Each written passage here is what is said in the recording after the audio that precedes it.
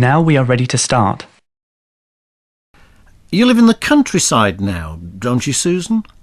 Are there any big differences between the way of life in villages and towns? The kind of social life is different. Like, in the countryside, people tend to invite people around to their houses much more. In cities, people were more inclined to meet in a pub or club. However, everything is changing. Is that more to do with age, perhaps? Maybe, but I also think it's because people are a lot more interested in cooking.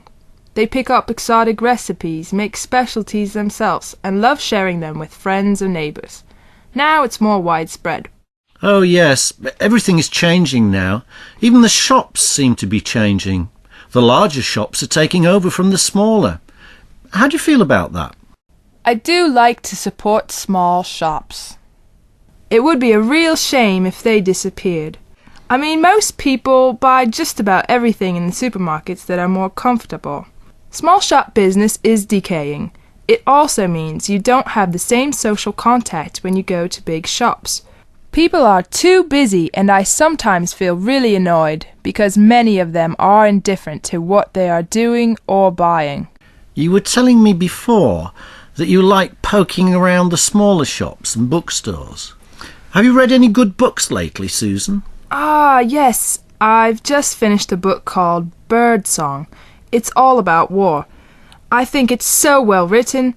It really does give you an incredible impression of how horrific any war is. I thought we knew everything about war.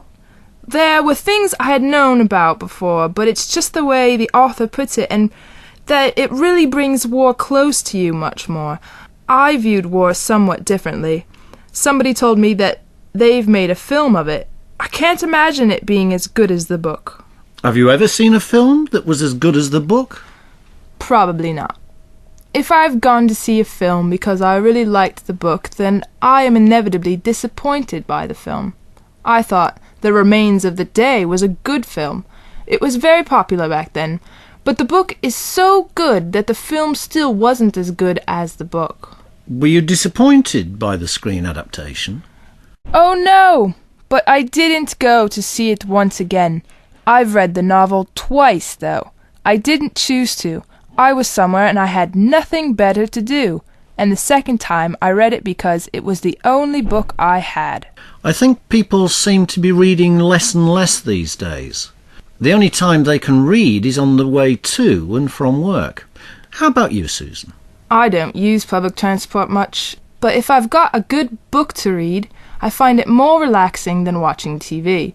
In fact, it depends on the family. Although I grew up in a family where parents didn't read books, they mainly watched TV. My mum took me to the library and I got books out. My parents inspired me to take up reading as a hobby when I was quite young. How do you choose a book to read? Normally, I choose a book my friends advise me to read. Do you read book reviews? Most of the time. You get these reviews that are from decent newspapers and you buy and read the book and you realize it's by no means what you've expected it to be. The plot is primitive, the descriptions are poor, and the characters are just dull. But all of them have got really good reviews. Sometimes I think it's because one writer writes a review of another writer and they are all praising each other so that everyone's books get sold.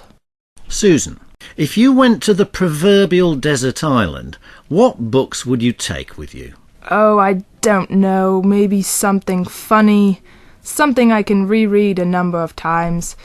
Honestly, I'd take one of the gossip books about celebrities. Even though they are trashy and people laugh at me for reading them, I've never kept secret of my preference. What's the attraction with gossip? Well, most people love gossips.